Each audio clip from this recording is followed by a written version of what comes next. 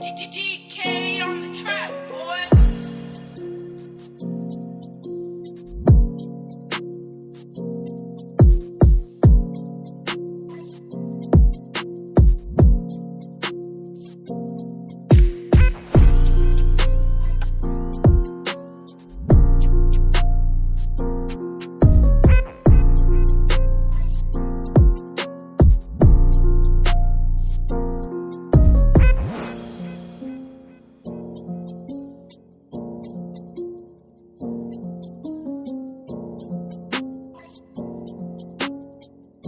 DK on the track, boy.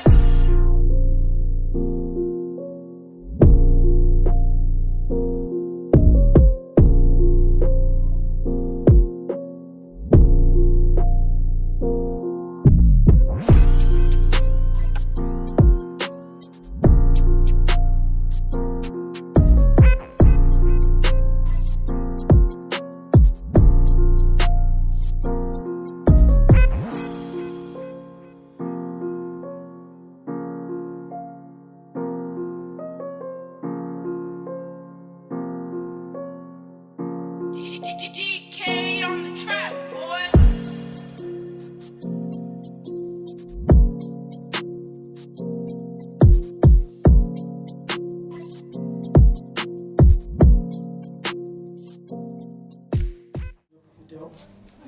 di leen wax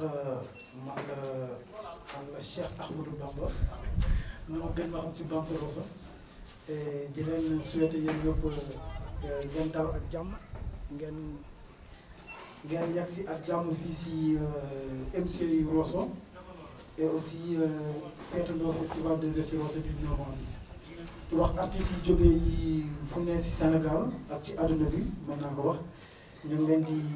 remercier bu baax a baax ci déplacement bu ñu def bi pour ñëw fii Rosso Sénégal partager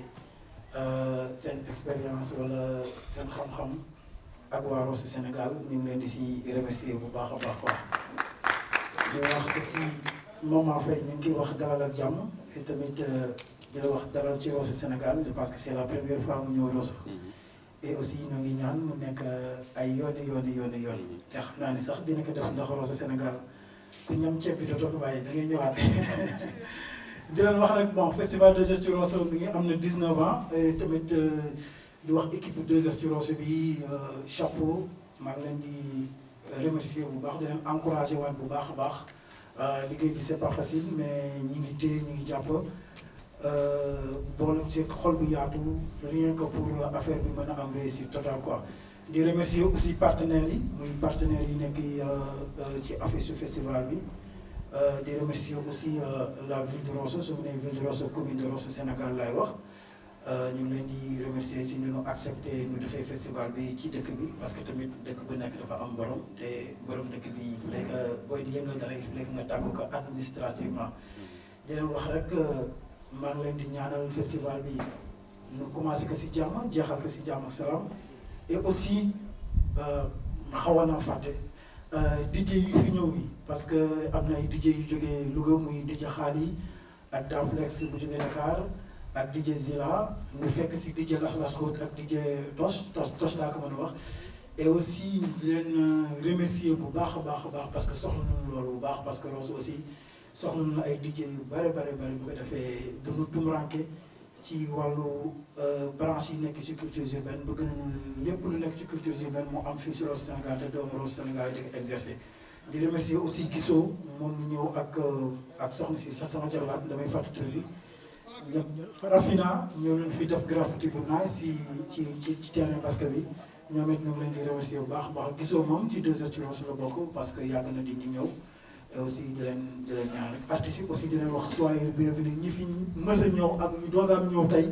ñu ngi leen wax dal leen ak jàmm dëkk bi seen dëkk la Rosso seen Rosso la festival bi seen festival la di leen wax rek yàlla na yàlla defal jàmm te bàyyi nag suñu xel mu sell jërë ngeen jëf. di leen dalal encore une fois comme ni mu ko waxee di am mbégte comme d'habitude at mu jot tey 2S ci Rosso su nekkoon xale bu jigéen tey njegamaar la su nekkoon xale bu góor tey waxambaane la maanaam am na 19 ans toll na ci sëy bu dee góor wala muy jigéen Donc, on en profite pour féliciter toute l'équipe de 2A sur Rosso qui a bossé de 2005 à nos jours. Di remercier aussi population rossossoise bi parce que population la boo xam ni amaana bu ñu jàppaloon ci bagage yi du yegg si fii, n'est-ce pas? Et en même temps aussi ñi ngi bëggee ñi nga xamante ne nii c'est les partenaires yi liggéey ci 2A sur Rosso habituellement boo cité sax da ngay juum parce que am na sax ñoo xam ne yegg see guñu dañu bëri partenaire de xam nga donc ñu ngi leen di bëggee bu baax a baax. di bëggee ñi nga xamante ni ñoom ñu ngi fi foulé sol bi pour la première fois ku ci mel ni Maman Faye am na fi ay mbokk mais mi ngi fi door a ñëw xam nga daaw flex moom it yaakaar naa c'est la première fois mu fi ñëw DJ Zela ak DJ Xaali waaw ñoom ñëpp ñu ngi leen di bëgg bu baax a baax c'est la première fois ngeen di foulé sol Rosso Sénégal et xam naa ni di ngeen décider parce que fii ceeb bi ak ataaya bi ak chaleur bi nit yi amee da ngay bëgg am kër quoi. da ngay bëgg a am fii kër quoi à la limite xam nga donc ñu ngi leen di wax dal leen jàmm bu baax a baax di encourager nag équipe bi fi nekk MCU bi équipe bi fi nekk maa ngi leen di encourager bu baax a baax maa ngi koy wax sànq sa waay nee naa ko bagage yi du ëmb day xëy rek wasin xam nga et que supposons par exemple rek benn yoonu kaaw taxawoon ku ci dem nga daw yàqal nga sa bopp yàqalaale structure bi donc loolu laa leen bëgg a dénkaale rek pour ngeen bàyyi ko xel bu baax a baax c'est très important waaw sinon ñu ngi leen di béggaat bu baax a baax tey nag li ñuy waxtaanee mooy ku ne xam na ni réew mi crise bi fi ne mooy ñàkkum xëy léegi ñàkkum xëy moomule nan la ñu mën a utiliser entrepreneuriat culturel ba mu war a mën a doon solution ci ñàkkum xëy mi ci ndaw mi ci réewum Sénégal yaakaar naa leer na c'est clair hein maanaam réew mi dafa am problème mu xëy ci ndaw ñi léegi nag naka la ñu mën a utiliser entrepreneuriat ci wàllum culture ngir mu mën a doon ab solution ci ñàkkum xëy mi ci ndaw ñi ci réewum Sénégal ñu indi ci nag boroom xam-xam boo xam te ne nii kenn naa tablewul xam-xamam ci wàllum entrepreneuriat culturel ci réewum Sénégal n'est-ce pas mu ngi tudd Maman Faye maa ngi leen di ñaan ngeen tàcc ko s'il vous plaît voilà donc maman vous avez la parole comme ça day def benn exposé après ku ci dégg lenn lu lënt ci sa xel rek jàpp ko boo ko mënee bind fenn bind ko boo ko mënul bind waxal dend ki nga dendalal ne ko am naa question nangam wala baat sangam jaaxal na ma maman yow it noo ko mënee woyofal su ko defee man na mu fi bëri ay moroom comme maa ngi fi ma waxee su ko defee ñu bàyyi la nga ak kàddu gi. ok Biboy merci beaucoup déjà xam nga soo nee kàngam nag mooy xaw a tiital tuuti. parce que ba dégg dañuy jàng. non xam nga jàng mi moom ba ngay ba abadan daay man am njàng la mais kàngam nga. kan baax na macha allah kan baax na alors salaamaaleykum donc comme ni ko Biboy waxee. C'est un réel plaisir dañu kontaan trop teew fi wax nga dëgg nag am naa fi ay mbokk te tey laay doog a ñëw Rosso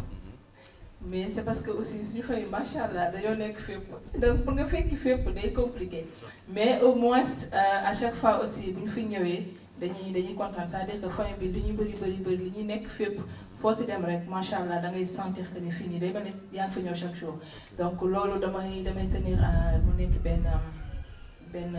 témoignage boo xam ne vraiment bëgg naa ko defal l'emploi de la famille. alors kontaan aussi ci ñëw découvrir maison des cultures urbaines de Rosso parce que comme ni ñu koy waxee culture amul frontière culture urbaine encore moins donc tey ñun fu nit nekk di yëngu si moo xam ndax jeune la ndax ci entrepreneuriat en général lay yëngu wala entrepreneuriat culturel lay def wala mu nekk si hip hop daf ñuy neex ñu dem fekki ko mën a rencontrer parce que loolu mooy tax réseau bi développé wu surtout. ñun dañuy jàng ba léegi te fu ñu dem tamit même bu dee dañuy partager li ñu jot a xam dañuy am tam loo xam ne dañ koy jàngee foofu parce que tey région bu nekk wala dëkk bu nekk ak réalité yi nga xamante ne moo fa nekk ak environnement bi nga xamante ne moo fa nekk te loolu day baax ni koy jël en compte si lépp lu ñuy teg. On parle d'entrepreneuriat culturel ndax c'est une solution pour l'emploi des jeunes je pense que déjà maison des cultures urbaines bi tontu na ko bi fi nekkee depuis hier aussi ak ñi nga xam ne ñëw nañu avant même je pense que ils ont déjà la réponse pourquoi ma wax loolu tey suñu xoolee que ça soit ñi nga xam ne ñooy photo ñi ñi nga xamante ne ñooy vidéo wala ñi nga xamante ne ñoo nekk defar affiche yi wala ñuy gérer technique bi ainsi de suite ce sont des métiers la boo xamante ne actuellement jeunes yi nekk fii ñoo nekk di ko def ñenn ñi ngi si formé wu ñenn ñi mën nañ ko déjà ñenn ñi ngi déplacé wu dem di ko former feneen et je pense que loolu rek c'est mooy première chose bi nga xamante ne mi ngi wane que ne l'entrepreneuriat culturel est une solution. dañoo nekk si dëkk boo xam ne on est obligé d'entreprendre Afrique la ñu nekk on connaît les réalités tey bëri na ñoo xamante ne tey ils peinent à trouver de l'emploi wala en tout cas suñ ko amee aussi parfois les conditions ne sont pas vraiment li nga xamante ne moom la ñu souhaité te sax la plupart pour ñu trouver justement liggéey boobu c'est un problème ils sont obligés de répéter ay stages et des stages encore qu'il y a combien d'étudiants yoo xamante ne justement stages yooyu sax mënuñu ko am. Et ce qui est pire encore mooy expérience parfois bi ñu lay laaj foo koy jëlee alors que yaa ngi doog génn école wala yaa ngi doog génn université wala amaana sax jàngi woo école wala jàngi woo université donc te am na expérience boo xam bu ñu la ko bëggee laaj parfois day compliqué pour yenn liggéey yi et loolu noonu mooy obligé ñu bëri ñu xamante ne ñoom ñoo war a entreprendre seen bopp ñoom ñoo war a jóg créer seen bopp. léegi nag parfois boo ko waxee ñu ne est-ce que ñëpp a mën a entreprendre c'est déjà quoi entreprendre peut-être foofu la ñuy dëkk taxaw. man tout le temps damay wax entrepreneuriat culturel c'est comme agriculture c'est-à-dire que loo xam ne da ngay jëm ba toog di xaar bokkul ak ki nga xamante ne dañ lay employé tey ñooy le B-boy da ngay xëy 8h wàcc 17h à la fin du mois tu as 150 000 300 000 disons 75 000 ça dépend c'est pas la même chose c'est-à-dire que yow da ngay nekk si loo xamante ne xamoo lan nga si am bu weer bi deewee xamoo lan moo la si mën a fa c'est-à-dire que da ngay nekk si benn incertitude permanente. incertitude boobu nag mooy li nga xamante ne parfois famille yi mënuñu ko comprendre booy dugg ci entrepreneuriat moo tax tout le temps dañ lay topp ne non wutal liggéey nga am salaire nga am lenn lu stable mais lu stable loolu ça dépend selon yow li nga soxla est-ce que loolu mën na ko couvrir tey ngay liggéey ça t'empêche pas ngay entreprendre du moins ngay jàng sax ça t'empêche pas ngay entreprendre léegi nag entreprendre boobu est-ce que ñëpp a ko mën def pour mën ñëpp a ko mën a def c'est-à-dire lan la entreprendre c'est juste ngay jéem a répondre à un besoin c'est-à-dire nga créer benn mbir pour répondre à un besoin tey lépp lu ñuy def c'est parce que am na besoin bu muy répondre que ñu xam ko wala ñàkk ko xam tey maison des cultures urbaines bu Rosso xëy ñu rek teg maison des cultures urbaines peut-être ils se sont rendu compte que ne am na besoin bu fi nekk c'est-à-dire que am na jeunes yu fi nekk amuñu espace de rencontre wala amuñu espace de formation wala amuñu espace de prestation scénique donc c'est un besoin boo xamante ne dañoo sentir ne am na ñu daal di koy créer ils font des formations par exemple actuellement gis naa formation de DJ bu am actuellement ce festival bi pourquoi ils font ces formations justement ils répondent encore à un besoin c'est-à-dire que gis nañ ne soxla nañu Rosso ay DJ yoo xamante ne ils peuvent accompagner les initiatives les concerts entre autres mais ce sont même des gens yoo xamante ne ëllëg mën nañu dem defi même activité yooyu dans d'autres régions donc là encore ils répondent à un besoin ainsi de suite c'est-à-dire que tout le temps booy entreprendre am na benn besoin boo xamante ne yaa ngi koy jéem a répondre et ci besoin yooyu parfois di nekk besoin personnel wala professionnel c'est-à-dire que yow mi koy teg c'est parce que tu sais que ne financièrement tu as besoin de te développer wala professionnellement tu as besoin de te développer wala personnellement tu as besoin de te développer donc toujours ça répond à un besoin boo xamante ne mën na nekk loo xam ne c'est personnel donc directement yow comme mën na nekk loo xamante ne ça concerne toute la communauté est-ce que ñëpp mën nañu entreprendre man j'aime dire oui pour man képp koo xamante ni bëgg nga ko rek war nga ko mën a def maintenant nag def ko peut-être loolu mooy question bu mag bi c'est-à-dire que noo ko mën a defee ak nan nga koy defee parce que bu dee ñëpp mën nañu entreprendre tamit du tee am na qualité yoo xamante ne foog nga koy développer qualité yooyu ñun ñëpp on n'est pas né avec ces qualités là peut-être am na ñoo xamante ne am nañ chance am yenn yu ndaw yoo xamante ne dañ koy développer dès le bas âge mais am na yoo xam ne da nga koy jàngi parce que tey entreprendre dafa soxla déjà patience comme je disais tout à l'heure nekk luy xëy sotti te patience boobu noonu expérience moo lay may tey ba nga mën a dem ba nga xamante ni lii xam nga ne yow fuñ la yeewee mën nga koo réciter te loolu il faut patience boobu nga armé ko pour mën ko def il faut que créatif un peu c'est-à-dire que lépp looy teg mën na nekk loo xam ne gis nga sax kii di ko def mu réussir nga teg ko mais soo koy teg du tey dina am benn tuuti créativité wala particularité boo xamante ne ko si digal sinon man je vois pas pourquoi ma war a bàyyi B-boy ñëw si keneen alors que B-boy mi ngi def loolu déjà donc j'ai toujours besoin mu am benn particularité boo xamante ne projet boobu noonu da koy indi il faut que mu am humilité pourquoi humilité baax si c'est parce que tey comme on dit boo ci doog a dugg amagoo expérience yëpp donc da ngay soxla di aller à la rencontre de ñi nga xamante ne am na tuuti bu ñu xam nañ ko ci pour mën a échanger ak ñoom la meilleure manière de réussir dans la vie pour man mooy ngay xool ñi si des li ñuy def lan moo si baax lan moo si positif lan moo si négatif li nga xamante ne xamoo ko bu ko rëy laajte. je me donne un exemple boo xamante ne bi ñuy dafa am benn projet bu ñu nekkoon ak Red Lion donc avec n'est-ce pas Tall publicité du grave ah donc alors c'est juste pour que mu gën a leer donc c'est ak benn banque la woon bu contacté woon Red Lion pour benn projet bu doon génne donc il voulait acheter insert publicitaire c'est-à-dire que seen logo ñu tegalee ko suñu affiche. alors boobu man par exemple tey j'avais pas appris ni ñuy bindee business plan mënuma woon bind business plan ainsi de suite ainsi de suite et ce qui était bien mooy pourtant décroché nañ ko sans mon business plan. Pourquoi je dis ça? C'est parce que tey c'est pas que da ngay mën lépp pour mën a décrocher lépp c'est-à-dire que au départ ndànk-ndànk ngay mën c'est-à-dire que tey ki nga xamante ne mënul business plan ce qui est important mooy mu mën a bind au moins les béyabaa yi nga xamante ne ça permet bii boy buy lire mu xam à peu près man lan laa bëgg a def. léegi nag su dee au pire des cas béyabaa yooyu mënoo ko lire mais approche-toi d'une personne boo xamante ne mën na ko. donc je reviens à l'exemple bi ñu contacté nañu pour nañu leen jaay ñu juste ñu mettre seen logo sur nos affiches fekk benn album bu doon génne bon c'était même pas un album mais kii la woon Maxi. je savais même pas que la banque s'intéressait ci ñun li ñuy def bay s'intéresser aussi hip-hop bi encore di intéressé à l'artiste. donc j'avais aucune idée si lan lañ leen mën a proposer comme apport financier en fait et je me rappelle je vais appeler Amadou Fall ba MCU Dakar. à l'époque ne ko man sama problème mooy BICIS doon ñu contacter et c'est un peu urgent je dois leur envoyer tey suñuy tarif mu ne ma bon defal tarif entre tel par exemple nga def ne tey par exemple bu dee ne insert bi si CD bi kese lañ bëgg ça coûte tant bu dee CD ak affiche ça coûte tant ainsi de suite et ça par exemple am na exemple yoo xam suñ koy joxe lu si nekk mën na am loo xamante ne dina servir ni c'est-à-dire exemple bi non seulement ça permet un peu l'humilité boo xamul nga laajte mais aussi ñu xam ne par exemple tey quand tu démarches un partenaire wala nga def ay propositions financières mën na am plusieurs catégories selon li nga xamante ne moom la sponsor bi di jot. et loolu moo may aidé en fait mu jox ma ay tarifs man ma xool xaw a gonflé waat tarif yi jaay ëppal un peu et bi ñu leen defee proposition bi ñoom ils ont accepté tarif bi gën a mag par contre ñu ne ñu bu leen def suñu logo ci CD yi mais mun ngeen ko def ci affiche yi parce que c'est un son hip-hop certes mais xamuñu lan ngeen ci way. xamuñu est-ce que am na si loo xam ne ça va à l'encontre de ci nga xamante ne moom la état teg puisque état mooy jox autorisation ainsi de suite c'est-à-dire que aussi ça permet de donner benn point aussi en passant mooy su ñuy aller vers les sponsors et les partenaires nañuy jéem a xam à peu près partenaires wala sponsors yi si ban idéologie la ñu nekk ça nous permet nga xamante ne bu ñuy def proposition c'est des propositions sur mesure. alors ça c'était juste pour parler de l'humilité bu ñu xamul bu ñu réy laajte man ba léegi su ma xamulee damay woote laajte damay woote taal projet bi loo si xalaat ni ma koy façonné Zila Saint-Louis dama bëgg def événement lan nga may conseiller na ni ainsi de suite. alors en parlant d'humilité aussi il faut aussi de la volonté te volonté bi sax moo jiitu lépp c'est-à-dire que lépp looy dugg la première question à se poser mooy lu tax ma bëgg def lii exactement c'est-à-dire lan mooy objectif bi parce que dès que nga cerner lan mooy sa objectif moo lay wan yoon bi nga bëgg jaar exactement et ça il faut une volonté surtout boo nekkee ci culture on sait que c'est extrêmement difficile booy def un festival déjà doo nelaw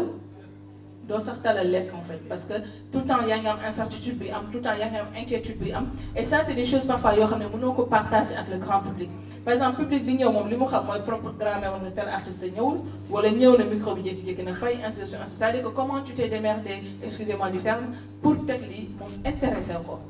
te amoo sax pour jox exprès donc c'est à toi tout le temps de faire le maximum justement pour satisfaire et am na benn exemple moo daan wax bu njëkk.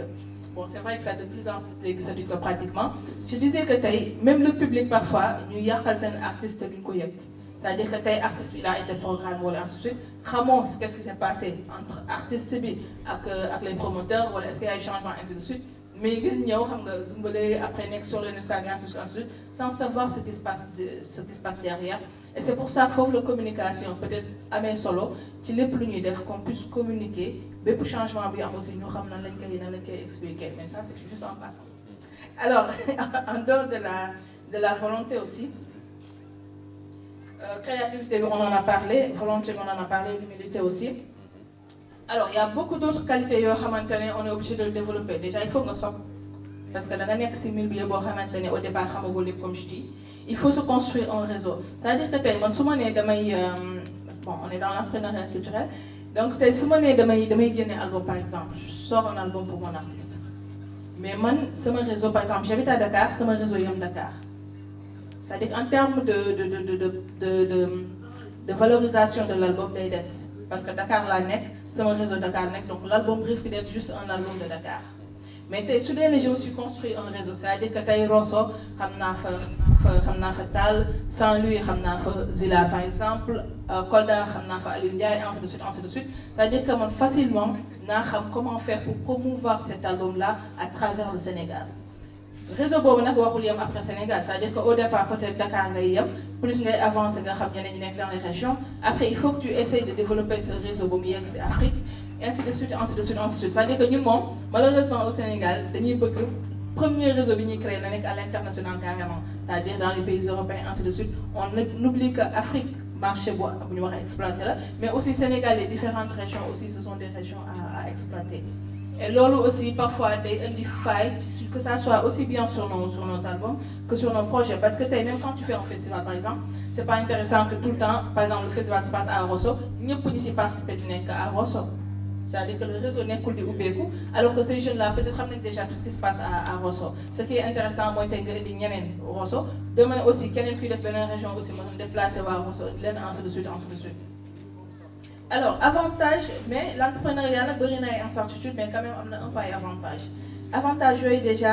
peut-être dañuy commencer par la liberté un peu parce que tey badukat parfois day tooñ ne emploi parce que parfois esclavage moderne la moom naa xaw extrémiste donc mais quand on parle de liberté ça revient un peu ak li muy wax c'est parce que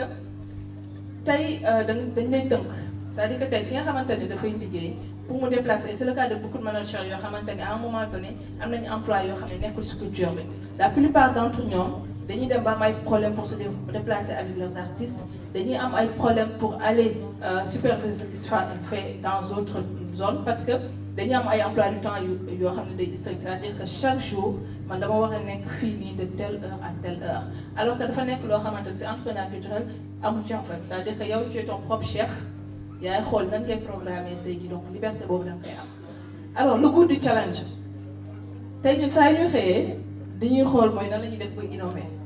saa yu ñu xëyee nan la ñuy def ba teg leneen lu bees hier bi ñuy ñëw si yoon wi ak Daflex am na benn projet boo xam c'est-à-dire en discutant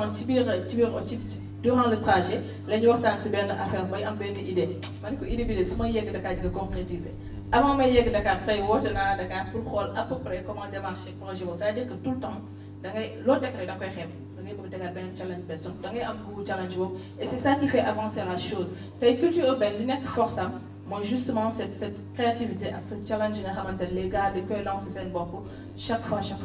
et loolu dafa nekk benn avantage aussi ci li nga xamante ne mooy entrepreneuriat. Bon, ça revient au même parfois dañ naan absence de routine ça revient au même c'est-à-dire que challenge boobu mooy moo lay éviter saa yoo xëy ngay répéter la même chose bari na ñoo xamante ne ñi ngi liggéey yoo xam à un moment donné dootuñu bëgg ci liggéey parce que tu fais la même chose c'est-à-dire que c'est répétitif saa yoo ñëwee telle heure ngay yegsi telle heure ngay wàcc tel ngay def heure de pause bi day nekk 15 minutes 30 minutes c'est-à-dire que yow da ngay dem ba loolu day nekk routine et après ce n'est plus vivant c'est-à-dire que boo tàmmee culture urbaine moom da ngay soxla tout le temps des trucs nouveaux. Maintenant nag ça a ses inconvénients parce que comme je disais tout à l'heure mooy déjà tu as plus de travail parce que yow kii xam na ne moom que heure de liggéeyam yokk wala mu wàcc salaire bi même chose la fin du mois alors quand tu es entrepreneur tu sais que ne plus tu travailles plus ngay fayeeku ce qui fait que ça fait plus de travail di nga am aussi tamit benn instabilité quand je dis instabilité c'est que à chaque fois sa programme mën a changer c'est-à-dire que kële moom xam na ne du lundi au vendredi de 8h à 17h il n'est pas disponible moom loolu leer na ko alors que yow en tant qu'entrepreneur parfois loolu wóor la c'est-à-dire que xam nga sa programme semaine bi mais maîtriser woo sa programme semaine prochaine wala di nga xam sa facilement mën na am lu si chamboulé wala lu si changer à tout moment et loolu peut-être day indi aussi benn instabilité. Alors la pression loolu moom yaakaar naa ñëpp xam lañ ko c'est un monde boo xamante ne pression bi du moins tout le temps day vivre parce que tout le temps déjà saa yoo tegee challenge boobu mën na ñëw avec son lot d'obstacles mën na ñëw avec son lot d'incertitudes ainsi de suite donc tout le temps tu es sous pression déjà pratiquement doo xàmmee di week-end wala jour ouvrable doo xàmmee liggéey guddi wala liggéey bëccëg du coup day nekkaat beneen instabilité boo xamante ne pression supplémentaire la. alors beneen peut-être inconvénient boo xamante ne mën nañ ko souligner mooy cette incertitude financière c'est-à-dire que parfois li nit ñi di gagner ci benn weer yow mën nga ko gagner ci benn 24 heures comme mën nga ko gagner ci benn 48 heures comme mën nga ko gagner ci 72 heures mais parfois na nga toog moment boo xamante ni gagner woo ko instant boobu noonu alors que kële moom wóor na ko ne moom lu mu metti bu weer bi deewee li moom dina ko am et loolu peut-être day nekk mooy incertitude peut-être bi nga xamante ne mooy gën a pesant parce que di nga toog parfois doo xam est-ce que fin du mois bi di nga nekk dans les temps pour fay sa équipe est-ce que di nga nekk dans les temps pour mën a fay sa location ainsi de suite mais bon cela n'empêche que ça a ses avantages c'est à nous juste que bu ñu ko xasee ba choisir ñu xam ne au départ mënuñu nekk di permettre di noppalu wala di tànn heure de travail wala heure de liggéey en société c'est-à-dire qu'au départ on est obligé c'est comme doom bu ndaw boo yor au départ mënul dox mënul wax xamul lu muy solo xamul lu muy doxee ainsi de suite yow yaa koy teel ndànk-ndànk ba nga xamante ne ba mu dem tey ba am benn autonomie bi amal ko boppam dès que mu am ko yow si ngay gën a yomb tey bi mooy facilement nga bàyyi sa équipe fii ñuy gérer loolu yow nga nekk seen parce que tu as pu construire loo xamante ne idéologique ñoom ñëpp comprendre nañ ko et qu'ils sont dedans. Guys, s'il vous plaît, make some noise. Tàcc leen ko bu baax a baax waaw comme nii la ñu ko waxee woon bagage yaa ngi fii xëy na sax boo dégluwee waxtaan bi di nga xam ni am na lu bëri loo xam te ni mën na ko indi te indee su ko parce que déjà temps bi duñu ko permettre te boo dégluwee bu baax aussi di nga xam te ni waxtaan bi dafa am ci benn angle bu mu ko kii parce que comme on dit en communication am na lu ñu woowee angle de traitement quoi angle de traitement bi mooy fi ngay taxaw pour jaaree fa expliquer wala jàngale li nga bëgg a jàngale quoi comment nga mënoon na tey waxtaan bi tënk ko di expliquer jël exemple ci baaful bi di expliquer baaful bi nekk angle de traitement mu utiliser ko ci baaful bi rôle bi muy jouer ci biir orchestre bi wala ci biir sonorisation bi de manière générale quoi comment nga un peu mais waxtaan bi tamit ci tënk man ni ma ko comprendre ma mën ci jàpp baat yu mel ni incertitude mooy li ñuy wax jiixi jaaxa ci wolof incertitude mooy jiixi jaaxa parce que képp ku jóg pour entreprendre mooy dinañ ci ñëwaat mais jiixi jaaxa daal mooy yaa ngi am xel ñaari waaw mooy incertitude ma jàpp ci beneen baat muy contrainte mooy yi nga xamante ne ni boo bëggee toog jël jéego teg ko rek yooyu mooy ñëw ñiy taxaw di galgal sa tànk wala yiy taxaw di lay empêcher yëkkati sa tànk mën na nekk ci biir sa bopp mën na nekk yow ci sa bopp mën na nekk tamit ci sa entourage wala ci sa propre famille sax quoi comment nga donc yooyu noonu yëpp moo nekk baat yoo xamante ni ci biir waxtaan bi jàpp naa ko ci quoi ñu jàpp ci tamit baat bu ñuy wax avantage mooy li nga xamante ne nii njëriñ la ci di yëngal entreprendre mooy yëngal jóg yëngal taf yëngal quoi taf yëngal xam nga ni may waxee taf yëngal daal jéem a xool dëbbal góor fii jàpp fee xam nga li mu la wax bu baax voilà mais ci ni mu ko waxee développement bi da nga indi baatu besoin parce que wolof dañu balaa nga ni naan ne fa xam nga maanaam mënuloo ñëw rek Rosso Sénégal nga ne léegi man sax damay jaay suukar te xam ne fii la suukar buujoo boo fi jaay suukar di nga fi fekk ñu la dàq jaay suukar balaa ngaa jënd jigéen doon jaay suukar comment nga bu baax donc da ngeen ne Rosso kat vraiment ville la boo xamante ni ville transit la quoi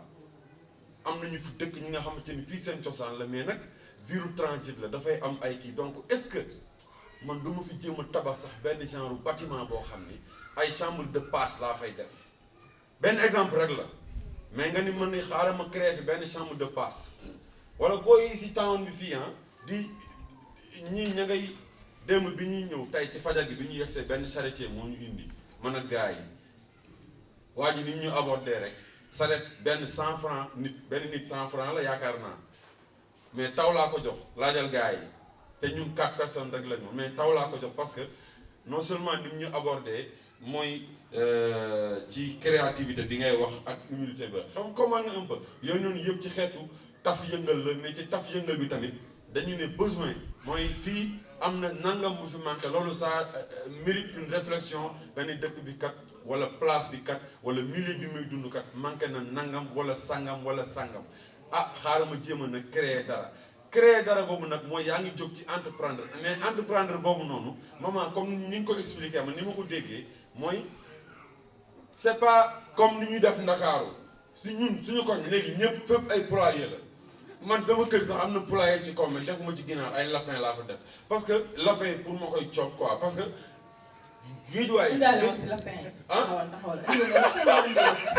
daa la ma dara lapin yooyu mag booy xam ne dara am non bul wax dara ñoo bokk Dakar suñu ñibbee ñu waxtaan bu soobee yàlla xam nga donc géejuwaay tey fu mu toll nii foo tourné kii la nu mu tuddati poulailler la comme ni télécentre meloon ay jamono comme ni cybercafé meloon donc entrepreneuriat bi comme ni nga ko waxee wax il faut qu'il y ait une certaine créativité maanaam ci biir idée wu entreprise bi nga bëgg a créer il faut que tu sois créatif maanaam nga mel ni artiste bu toog di fent benn système fent benn affaire boo xamante ni moom mooy indi sa particularité par rapport ak la nga nekk di ci yëngu quoi donc muy créativité bi humilité mooy nit ku nangu benn boroom xam-xam bu mag nee na ñàkk xam-xam bu gën a jëy ku rëy fa lay dëkk ndax moom du laajte comment nga donc fii léegi yaa ngi ne yaa ngi entreprendre yaa ngi taf yëngal mais ci kaw taf yëngal boobu noonu boo amee lu la lënt yow rëy ngaa laajte ku la xam ku la gën a xamal rëy ngaa laajte ku la tane vraiment da ngay sonn mais li ngay def c'est voué à l'échec quoi donc volonté muy li ñuy wax pas-pas volonté jëpp def dara tey sama waa ji Wala Kaana Shop la tuddoon Bams c'est l'initiateur de ce projet xam nga li ma la gars s'il vous plaît make some noise for my nigga man xam nga li ma la Wala Kaana Shop baatu Wala Kaana bi shop bi mi ngi feebar tey xoolal ci lañ nekk di taf yëngal ñu nekk ci di taf yëngal volonté boobu noonu mooy nga jóg ne damay yëngal damay taf yëngal mais taf yëngal boobu noonu pas-pas bi abnégation bi pas-pas bi moo lay permettre mooy volonté bi moo lay permettre dara du la frega ñeente dara du la ébranler da nga ciy ne no matter how hard it is da ngay nekk ci li nga nekk day métti day tar muy naaj muy sedd da ngay stay focus da ngay concentré wu ci li nga nekk parce que am nga benn objectif bu leer ci sa bopp léegi nag curiosité bi mooy kumpa parce que li ñuy wax naan il faut nit di am curiosité intellectuelle nekkul ci banguy l'école yi kese ah MCI ba de man maa ngi roose di ko dégg rek gars yi ni chaque jour man naa sound rek laa fay dégg ah ñooñu ne dañuy caaxaan rek jékki-jékki rek gis benn booy yor benn appareil photom ñu ne la sawaay mi ngi Louga ma nga Diourbel ma nga Hollande ma nga Portugal photographie lay def dafa dem exposé ji ci ay festival nga naan non loolu nu mu mënee nekk est-ce que man un peu donc boo ñëwoon ca njëlbeen gi xool yër gars yi ñuy defar ay fil di taf yëngal ngay di nga ci am au moins pat amaana dara lu la ci intéressé wala ku intéressé koo xam maanaam dara lu intéressé sa lu la intéressé yow wala lu intéressé keneen koo xam donc chaque fois amul dara loo xamante ne pertinent la réseautage bi nag amul lu ko ci ëpp solo yow kat da ngaa nekk Rosso fii muru ban bi moo fi gën a bëri supposons quoi parce que léegi am na ay mburu seen four waaw waxuma pour wax ni nag sama gars yi mais pour supposons tey Rosso bu fekkonte ni mburu ban bi moo fi gën a bëri nga war a créer boulangerie boo xamante ni mburu seen four lay defar mais su boobaa pour te faciliter sa liggéey da nga lijjanti benn waaju nekk Louga wala Saint-Louis comme moom mooy capitale régionale bi nga dem fa ci benn waajoo xamante ne nii am na link ak réseau wu Ndakaar wala réseau wu national bi nga xamante ne nii ñoom farine dana leen yomb nga ne ko sawaay kat dama bëggoon ubbi fële boulangerie Rosso Sénégal te vraiment j'aimerais que nga fexe ma faciliter collaboration bi pour farine bi di am. donc c'est-à-dire tey maman waxtaanam moo tax ma ñu leen daf ko teg ci benn angle de traitement mais man damay jël li mu wax moom laa leen répété mais dama koy jéem a yaatal ci maanaam ñu bañ ko accès ci musique bi kese mais pour ñu comprendre un peu esprit entrepreneuriat nan la fa demee quoi comment un peu waxuma fi dara lu mu waxul parce que ñoom lii nii ñoom ñoo ko jàng man lii may wax nii damay wax ak expérience mais jànguma ko xam nga fi ma def ba dama wax expérience mais ñoom loolu dañ kaa jàng moom ay maman ay taal li ñu mën ñun buñ ko mënoon bam si mais bu ko mënoon ñoom ñooy toog fii di ko wax quoi comment un peu donc pour mu leeree noonu quoi donc go challenge mooy défi nga ne ñun nag chaque année dañuy def festival bi fële ci bayal ba fi ñu ko doon defee tey boo fa demee ñu ngi fa pré defar benn marché am na mur bu fa daanu léegi bu fekkoon foofu rek la ñu langaamu du baax ñu yëkkati suñu benn 500000 bam si jënd terrain bi après FDC yu taxaw ñu déposé boole koog suñuy cotisation tabax affaire bi mu nekk et c'est comment un peu ce qui veut dire que challenge bi moo noon terrain bi boo ko jëndee gars yi naan te koo tabax kër loué ko di encaissé xaalis par weer mooy salarié ba li nga doon wax sa comparaison entre salarié ba ak ki nga xamante ni mi ngi ci entrepreneuriat culturel institut bi parce que yaa ngi investir ci loo xamante ne ni xamuloo ndax am dina génnee xaalis xamuloo kañ lay génnee xaalis c'est comment un peu mais yaa ngi ci quoi mais quand même challenge boobu noonu c'était un défi et on l'a relevé parce que yàlla def na fii bi ñuy door a tabaxu fii nii suuf la woon xam nga suuf la woon mur bi ngay gis fii nii la yem boo xoolee sax di nga xam ne mur bi dañ ko yokkaat poto yi dañ ko fi dolliwaat donc noonu lay demee petit à petit ñu koy def comme ni anglais di wax naan a tag a day a bag a day xam nga tag di T-A ak G tag am na ñaari baat yu muy tekki ci anglais mooy comme par exemple boo demee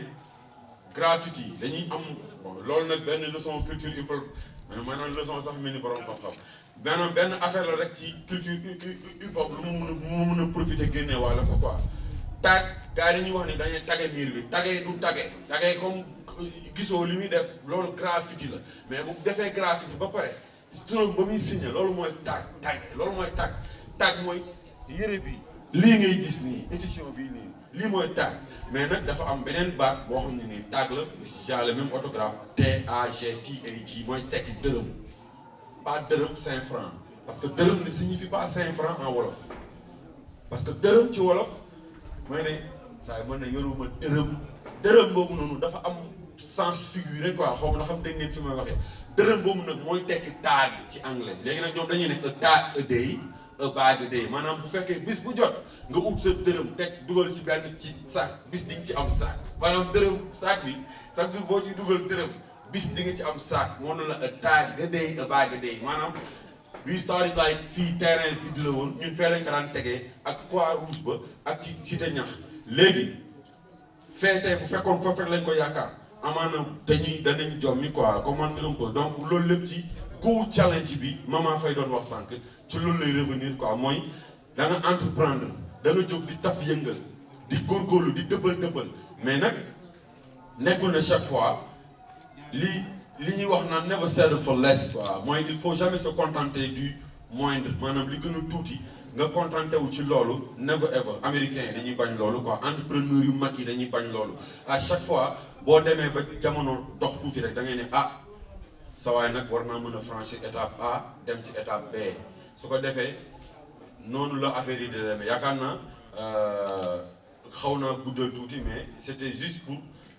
def sara ci li nga xamante ne ni moom la Maman Faye panéliste doon wax xam-xamam màcc ci wàllu entrepreneuriat culturel et que elle a fait le déplacement de Dakar à Rosso am fi ay mbokk te mosoo fi ñëw xam nga li ma la tamit affaire yooyu tamit vraiment yow dañ ko war a xoolaat quoi xam nga li ma la ko baax am ay mbokk Rosso mosoo fi ñëw xam nga tamit naan ay non c'est-à-dire c'est la famille xam nga yooyu yëpp ay tekkale del ñëw Rosso dégg nga li ma la xam nga su ko defee ku ci am question boo xamante ni nii lënt na la wala mu intéressé la jëm ci wàllu entrepreneuriat culturel de manière particulière et entrepreneuriat de manière générale parce que maman du entrepreneuriat culturel kese la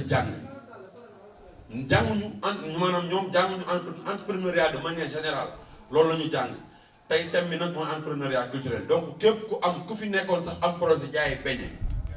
wala ku am projet di peinture gaal yi parce que grosso gaal yi bi ñu leen di peinture te boo demee Yaraax Saint-Louis Kayar gaal yi ñuy peinture gaal yi war nañu mën a nag ñu peinture gaal yi Rosso fii idée la rek boo xam te ne nii c'est venu en tête en vrac donc ku ci amoon sax tey projet defar peinture gaal yi lépp loo am ci lënt xalaat laajteel ñu ngi leen di déglu. saluer parce que musique rap boo duggee ci tuuti hip hop nga ne musique nga dugg ci biir hip hop boo duggee musique rap street music la après da ngay dugg ci street entrepreneuriat mu indil la nga flotter ci street business hip hop rap music street entrepreneuriat comme li ngay wax après street business ci biir entrepreneuriat boobu business bi boo ci flotté rek képp kuy acteur culturel da nga di nga fayeeku fay sa société. man savais pas que da nga nekk di yëngatu ci environnement parce que dama ci am projet yu bëri parcelle mur bi dafa daanu culture dafa daanu nekk ci fondement depuis 11 ans ñu ngi foofu yaakamtiwuñu dañu nekk di construire pour amaat foofu li ngeen fa xamoon ay années ak lu ko raw donc li may wax mooy ndax sama question mooy comme que ñun dañu teg benn association culturelle nga entre guillemets nga am culture urbaine association culturelle pour l'entretien et le développement de l'environnement loolu mooy parcelle te COSA nekk ci mag ñuy xaar mu liggéey donc ndax yow fekkee yaa ngi ci volet environnement street entrepreneuriat donc am looy liggéey comme volet porteur de voix comme ñun ñu ko gëmee est-ce que benn mooy nga xam côté entrepreneuriat këyit dugal ay gestion am fonds est-ce que dafay aboutir ci pratique parce que ñun ci environnement la ñuy liggéey bien vrai que yàkkamtiwul li ñuy liggéey mais est-ce que benn mooy yow ndax sa volet environnement est-ce que yaa ngi sóor pratique parce que ñun environnement bu ñu ciy liggéey am ci ay projet mooy que ñu ngi toucher santé éducation ak lépp loo xam ne environnement la ba tey fi ñu toog yi ba ñu bâtir ko ba ñu mun a am place bi ba ku bëgg fii dara sax toog fii côté culture nga am fi place environnement la donc liggéey bu ex ba fii la ñu leen di féliciter si loolu est-ce que yéen seen projet environnemental est-ce que am na volet pratique parce que man je te vois comme tey comme un porteur de voix parce que ñëpp volet boobu lañ toll après 10 ans de carrière wala plus comme ñii soxlaatuñu musique wala wax rek dem il faut que ñu taxaw comme maire nu mu amee image ñu respecté ko yow ñu respecté la donc man su ma la gisee si loolu dama lay féliciter comprendre nga yaa ngi fexe ñu comprendre société bi est-ce que volet boobu am na côté pratique est-ce que yéen a ngi ciy liggéey ba tey Rosso fii ngeen am ci élément yoo xam ne ñoom lu fi feebar buñ la woowee yow di nga leen link dañ leen link di ngeen liggéey tey ñu ne hip-hopeurs yi ñi ngi liggéey ci culture am nañ respect fii am nañ statut boo xam ne tey fii bu ñu génnee nit ñi wuyu leen ku soxla réew mi si ñoom nga jaar est-ce que yow volet pratique yéen a ngi ciy liggéey yéen a ngi koy bàyyi xel boobu mooy sama question. alors premier bi mooy est-ce qu'on est pratique par rapport à environnemental bi alors ça me permet je pense que damay combiner ça deux questions pour me gën a leer en une réponse alors hip-hop le projet s'appelle hip-hop environnemental hip-hop environnemental donc mu nekk xam nga environnement dafa large c'est-à-dire am na ñi nga xamante ni s'intéresse beaucoup plus ci terre bi am na ñoo xamante ne air bi moo leen gën a intéressé am na ñoo xamante ne plutôt mer yi source d'eau yi moo leen gën a intéressé am ñoo xam ne cadre de vie moo leen intéressé ñun hip-hop environnemental on s'intéresse beaucoup plus ci cadre de vie c'est-à-dire que réaménagement des espaces que ça soit les nettoiements que ça soit la peinture que ça soit à travers le graffiti embellissement ñun on est beaucoup plus dans ça alors est-ce qu'on est dans la pratique carrément donc on n'est pas une association hip-hop environnemental n'est pas une association par contre. Moi, j'ai mon entreprise qui s'appelle Faux Events, donc qui fait dans tout ce qui est événementiel, communication, management artistique, ainsi de suite. Et parmi les artistes avec lesquels je travaille, moi, Psycho Hamantane, il s'est toujours engagé côté environnemental Lion. Et donc, quand on a mis en place le projet, c'est lui l'ambassadeur du projet Hip Hop Environnemental. Donc, l'idée, on a fait 3 années, année de moi, c'est une 4e année d'activité. Et pourquoi je disais, Mbir Tech, des mecs step by step. xam nga tey booy teg entreprise moom moo lay wax lan nga soxla c'est-à-dire que tey booy doog a yor artiste bi amagul peut-être benn notoriété bi wala am benn xaalis boo xam mën na fay toute une équipe ainsi de suite c'est-à-dire que au départ benn nit ki mooy def lépp parce que entreprise foofu la toll donc manager mooy obligé nekk dans les différents postes yi pratiquement moom moo koy gérer plus artiste bi développé wu mu dem ba nga xamante ne tey peut-être fan club am dem développé wu na noo xamante ne manager amatul temps di gérer fan club bi carrément loolu moo indi tey ngeen di am président fan club wala mu am koo xamante ne mooy gérer carrément community manager artiste bi wala même bu dee c'est une entreprise dina am community manager plus ngeen di avance di nga dem ba nga xam da ngay soxla koo xamante ne moom affaire finance kese lay lijjanti c'est-à-dire que moom gérer les contrats de l'artiste mais du tey ba léegi manager moom fi nekk ainsi de suite di nga dem ba nga xam ne da ngay soxla koo xamante ne moo gérer style d'habillement artiste bi parce que su boobaa tey image bi c'est-à-dire que l'image ça parle dañ koy jaay donc ça veut dire que entreprise au départ artiste bi soxla woon loolu yëpp na soxla rek kenn koo xamante ne mooy ce qu'on appelle le manager de fraîcheur mooy ki nga xam moo koy lijjanti première scène bi mu yéeg premier single bi mu génnee première rajo bi mu def émission ainsi de suite mais plus ngay développer plus nga soxla étendre ka hip-hop environnemental c'est comme ça bi ñuy koy doog a indi c'était pas un festival c'était juste des séries d'activités dañ doon def chaque année dañ doon choisir plusieurs communes je me rappelle première année bi on avait Médina on avait Pikine Hann Bel-Air ak Guédiawaye.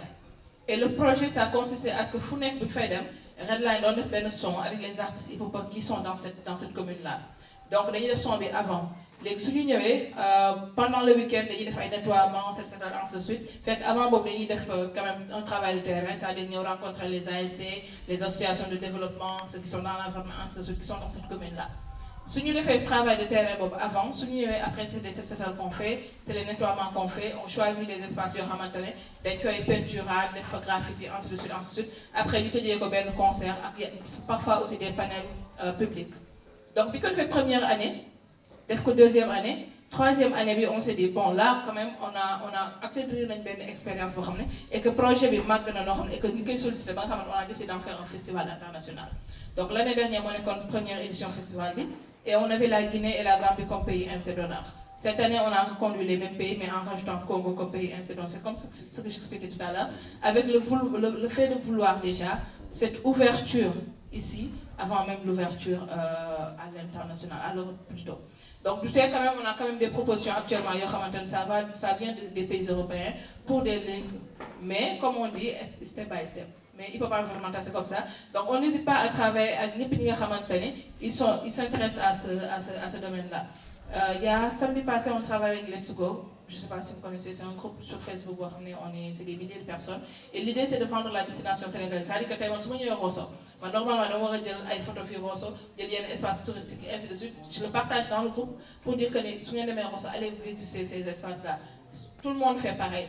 ay bi passé parc an lañ doon dem et ma leen di tooñ man leen en tant qu'environnementaliste il faut même qu'on prévoit des sachets yoo xamante ne da ngay dem ba yow psychologiquement man ñemewu ma yor kayitu tàngal dox si benn bi sànni ko même su ma nekkee fi ma xamul c'est-à-dire que psychologiquement ça me pèse parce que noonu la ñu c'est-à-dire que ñun idéologie boobu la ñu am pour parfois damay tooñ mais su ma rombee kuy sànni si benn bi sama premier réflexe mooy kii fii muy sànni soo ma demee man maa koy ñëw bale si parce que ñun on n'hésite pas wàcc sol ñëw bale fobeere ainsi de suite. Bi passé je donne un exemple juste pour terminer avec ça Blaise Senghor centre culturel Blaise Senghor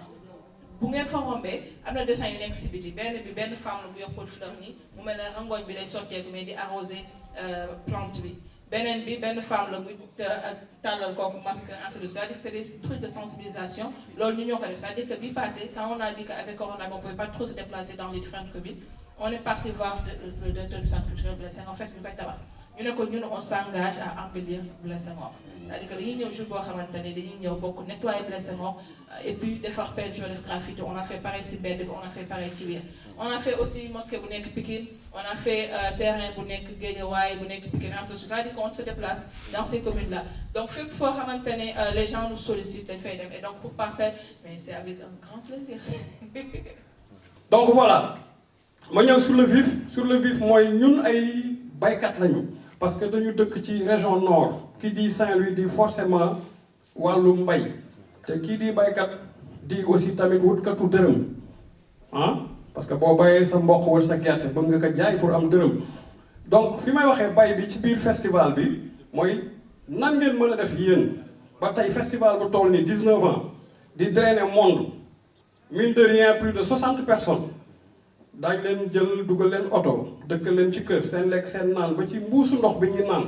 kooku xaalis la kenn mayewu ko xëy na set moom des fois certains partenaires yoo xam ni kilo suukar biscuit warga naana ainsi de suite mu neex dama ko métaphoriser quoi donc mais festival bi 19 ans dafa laaj budget un budget lourd parce que ñooñu ñëpp nga jox leen ndékki añ reer suukar warga ataaya ainsi de suite kon dara la quoi nan ngeen mën a def yéen ak seen partenaire comme une première année yaa ngi doog a ñëw ba festival bi balaa muy ñëwaat ngeen mën leen wutal ay millions waxuma 300 000 waxuma 500 000 ay millions man festival 2H dama bëgg buy am 50 millions tegu ci table bi ndax ñoom seen yéene xam mooy lan ñu yàgg ka wax te muy dëgg ci ñoom képp ku fi ñëw que muy tay que muy bu yàgg booy dem ñu jox la sa cachet ki di cachet rappeur. Juste peut-être benn précision boo xamante ne réalité la pour tout festival moo xam moo ndax Sénégal la nekk wala bitim réew mooy boog man di gisaguma festival boo xamante ne dafa autonome ba soxlawul sponsor wala partenaire pour man bu autonome financièrement boo gisaguma ko parce que ne serait-ce que festival je sais pas nan laa ko mën a waxee mais kon ni ko contextualiser c'est-à-dire xam nga tey la plupart des festivals yi ñuy def d'habitude c'est gratuit la plupart des concerts wala spectacles c'est gratuit dernièrement sax nga gis ñu commencé au moins di jël 1 à 2 dates di ko def entre payante parce que ça permet de soulager yenn mbir yi mais c'est pour dire que tey festival yi gën a mag du tey en tout cas au Sénégal du tey dañu am ay problèmes financiers c'est normal parce que déjà environnement culturel bi ñu nekk c'est pas si favorable que ça sponsors et partenaires il y a des choses qu'on ne comprend toujours pas c'est-à-dire que mënatuñu ne question de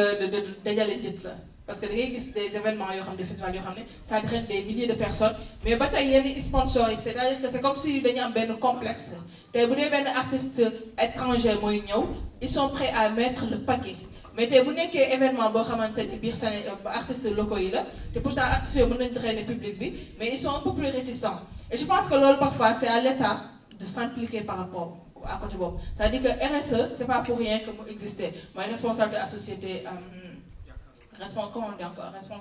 responsabilité sociétale des entreprises c'est-à-dire que ñoom dafa leen warloo entreprise bu nekk fa nga nekk dafa am loo xamante ne dalaa warloo ak ña fa nekk dafa am loo xam ne dalaa warloo ak éducation dafa am loo xam ne dalaa warloo ak culture malheureusement nag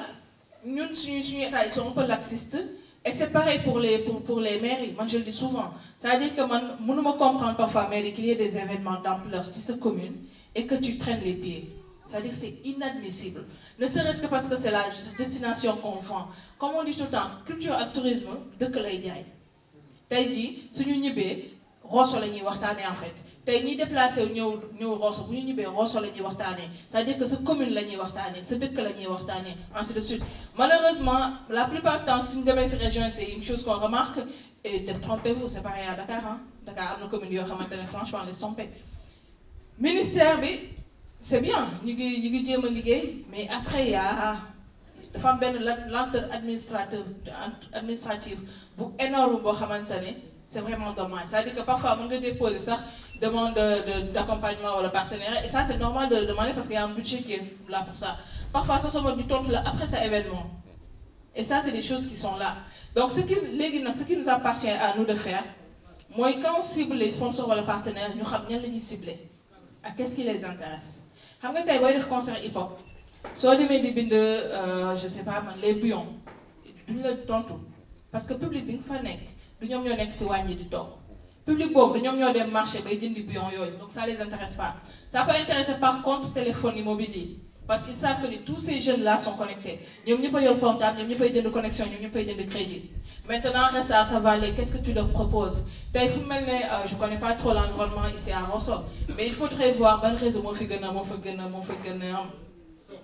a am impact actuellement c'est-à-dire que tey région yi peut-être foofu la ñu amee chance avantage yooyu la ñu am actuellement par rapport à Dakar Dakar c'est saturé réseau téléphonique voilà donc xam nga tey Dakar c'est hyper saturé c'est-à-dire que ñoom sax au contraire dañoo dem ba am choix ci lan la ñuy jàpp ak lan la ñu dul jàpp parce qu'ils savent qu'il y a trop de choses qui se passent mais tey quand tu vas dans les régions bu si nekk benn 2 maximum 3 festivals ñoo fay am donc ça veut dire que c'est beaucoup plus facile parfois pour sponsoriser ñooñu parce que le choix il n'est pas large après ces festivals là parfois mën nañu xool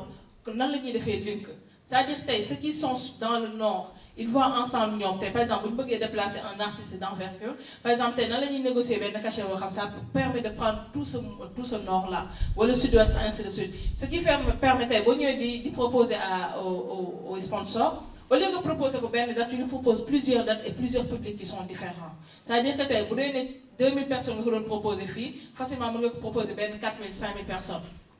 et après comme on dit il y a beaucoup de choses yoo xam ne mën nga ko proposer c'est-à-dire que tey au lieu muy nekk rek jox ma sa xaalis ma defal la sa logo mais il y a d'autres propositions qui peuvent être faites c'est-à-dire que tey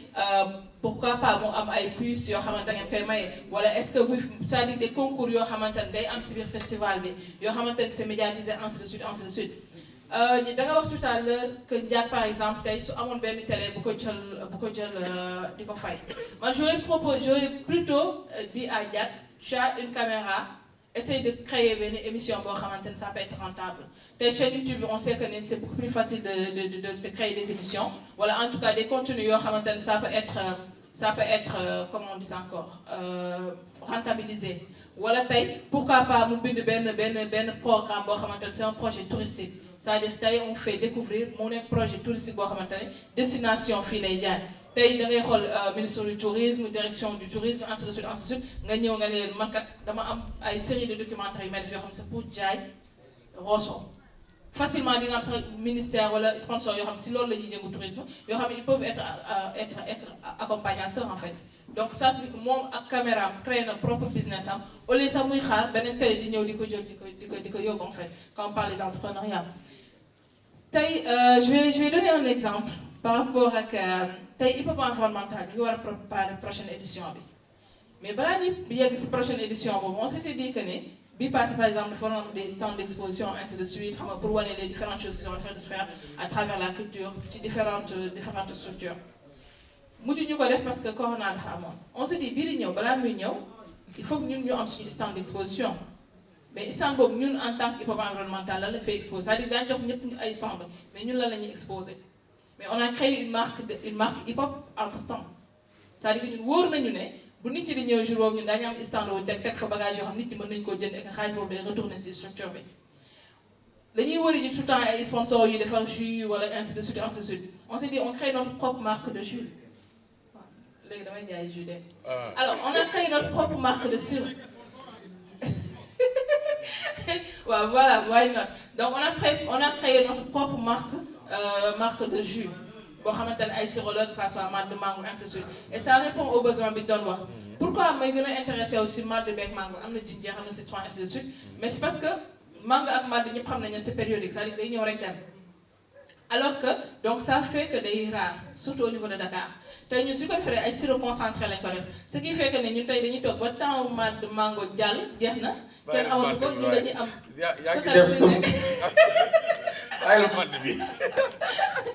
ce qui fait que même pour temps même période de dialé, nous avons un produit bob et nous avons sorlo. Tay ñun ci festival bobu inshallah su ñëwé mais ñun ñoy défar suñu bouteille de jus di ko jaay wut équipe bo xamantane nit ñi dañ fa nara yenn toute la journée donc dañuy am fu ñuy jëndé en ce de suite c'est-à-dire que tay Rosso dafa tàng la trop wala mën na bañ a wax tàngaay mais dafa tàng alors tey jii bu ñu amoon kuy jaay fii nii jus wala quelque chose en tout cas à l'entrée moo xam mais tout le temps nit ñi dañ koy jënd parce que festival benn côté la ñuy fàtte mooy l'aspect économique tout le temps dama koy wax par exemple nit ki bu ñu ñëwee daal fenn économiquement li nekk autour yëpp pratiquement day développé wu que ça soit kër yi nga xamante ne ñooy togg que ça soit boutique yi que ça soit maire bi jaay si koñ bi ainsi de suite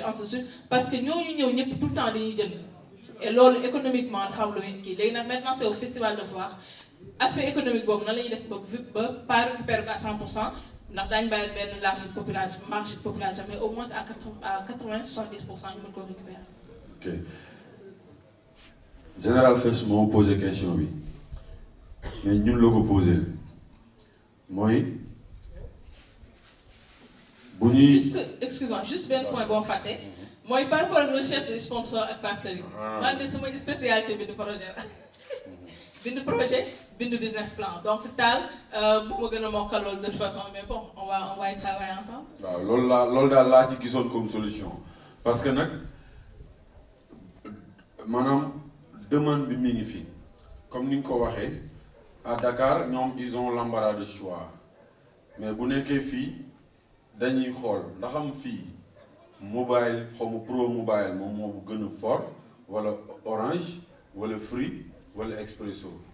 bu waa dëkk bi di gën a utiliser ñu jéem a xool lu ñu leen di proposer defaale ci situation démographique bu dëkk bi taal moom xam na yooyu ak a grave ba yi. gis nga parfois sax nga ñëw def leneen ne ah yow kat sponsor gis nga ne Rosso ñoom ñëpp pratiquement bii la ñuy utiliser. man dama lay jàppale nga ñëw récupérer marché bi gars yi bàyyi boobu utiliser sa bopp. collaborer jéem a xool façon ak feem yoo xamante ne ni dina mën a tax déwénee affaire bi day gën a kawe parce que gis nga fii